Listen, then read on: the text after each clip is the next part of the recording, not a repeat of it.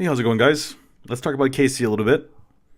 Let's look at this question number two, and maybe we can get some more insight into how we manipulate KC values. And I think you'll definitely get some more knowledge base in it if we go on the next one. So number three after that too. So let's continue with these. At 700 degrees Celsius, the KC of this equation has a value of 20.4, and we're given the equation that it relates to. Calculate the Kc and the Kp for the reaction shown below.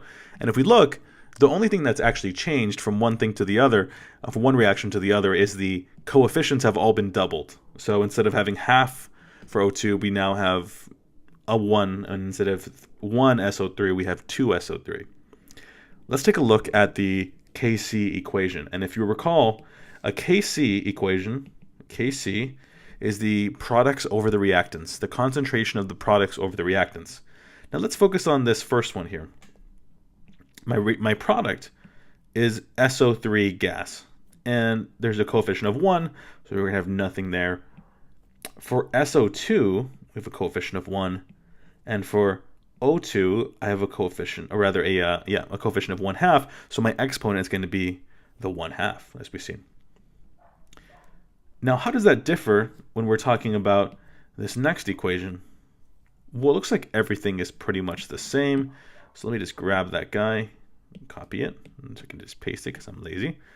Boom. Let's make it a little smaller. Cool. Now, what's changed in this actually? Whoop, looks like it's been giving me a little bit of a hard time. We'll just write it. I'm going to say Kc2.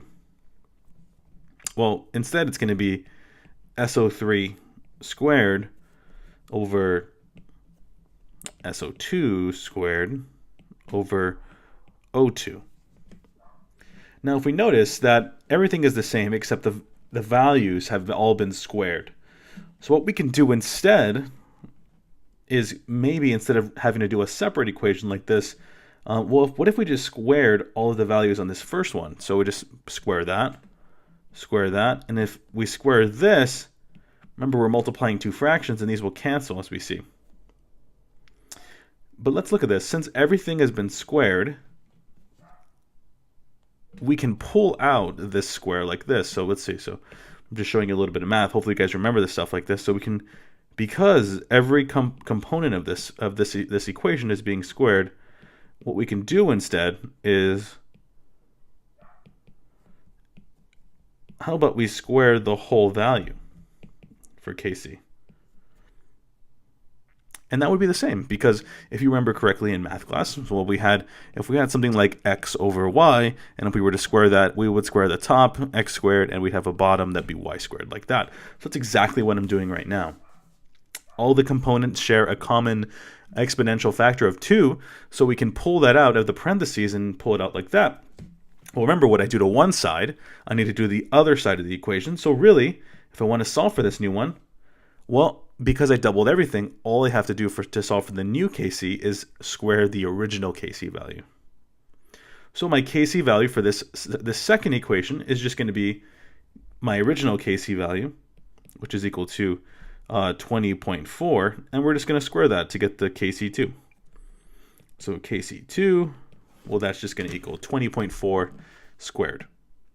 So 20.4. So you can really see that when you're doing these problems, there is a fair amount of math, at least in this course.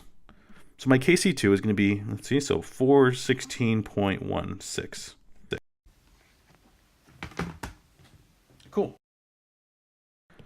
So we got our Kc value. Now, how do I get my Kp value?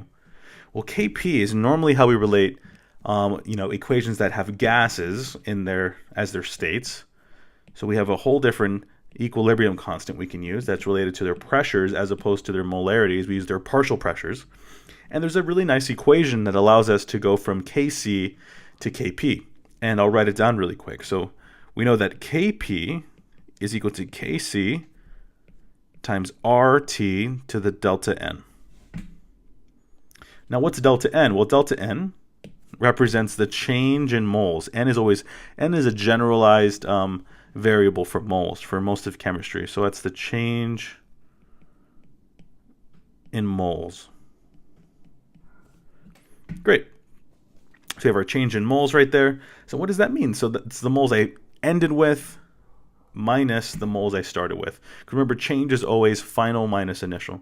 So how many moles did I start with, and how many did I end with? Well, it looks like I have 2 and 1, so that's going to be 3 moles, and I ended with 2 moles because of my coefficient of 2 here that we see.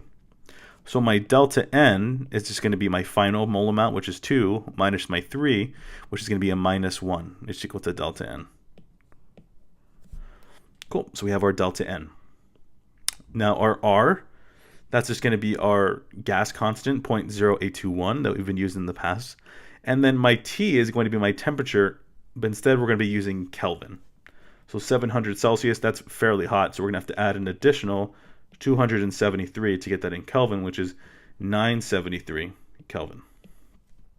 So once we've done that, I think we're set up to solve this problem. So Kp is equal to Kc value, which is 416.16 multiplied by 0.0821.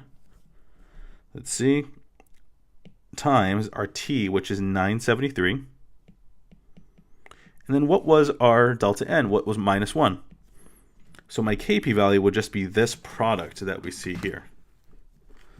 Okay, so let's figure that out. So it would be 416.16 multiplied,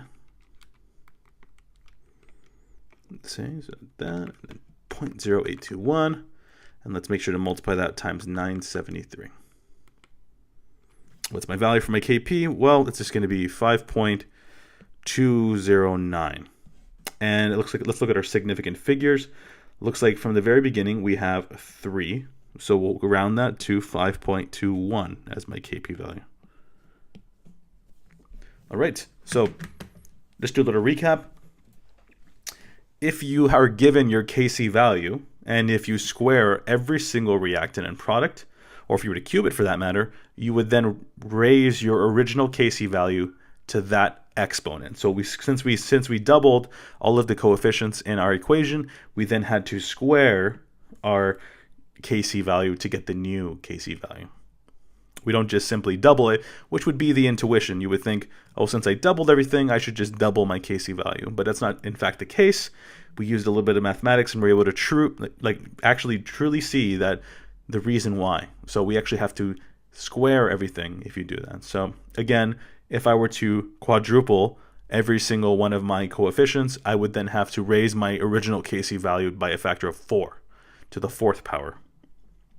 And then to close it off, we talked about a really nice equation, this Kp equals Kcrt to the delta N. And we use that so if we have a Kc value, we can get the Kp value, which relates the pressures of the gas, the partial pressures as we spoke before. Remember that delta N represents the change in moles in the balanced chemical equation. So we said there was 2 moles of gas in the final part and 3 starting. So our delta N was minus 1 because it's always final minus initial. Hopefully that was helpful. This is a pretty interesting problem because it's a little bit different than the simple plug and chug ice table we saw in the previous one. So I hope that was helpful, and we'll see you in the next video.